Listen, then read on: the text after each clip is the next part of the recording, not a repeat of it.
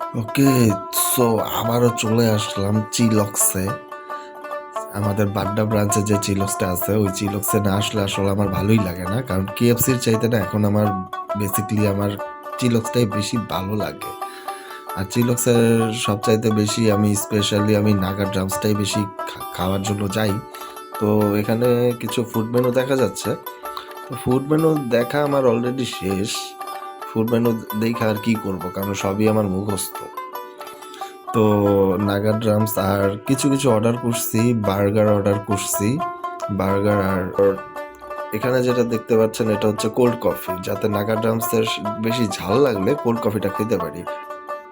Cold coffee আর সাথে add করা হয়েছে কোল্ড ড্রিঙ্কস। আর এখন সেই বার্গারটা আমি ওপেন করলাম, বার্গারটার বাইটও করছি। অনেকটাই সুস্বাদু, টেস্টি ছিল। আর কাঙ্ক্ষিত সেই নাগা ড্রামসটা ভাই চলে আসছে ভাই, এটার জন্যই আসলে আমার আশা। ভেঙে দেখতেছি, ভিতরে ভাই প্রচুর লেভেলের মরিচ দেওয়া হয়েছে, মানে খাইতেই পারি নাই ভাই, অর্ধেকই দেখো দেখো আমি অর্ধেকই রেখে দিচ্ছি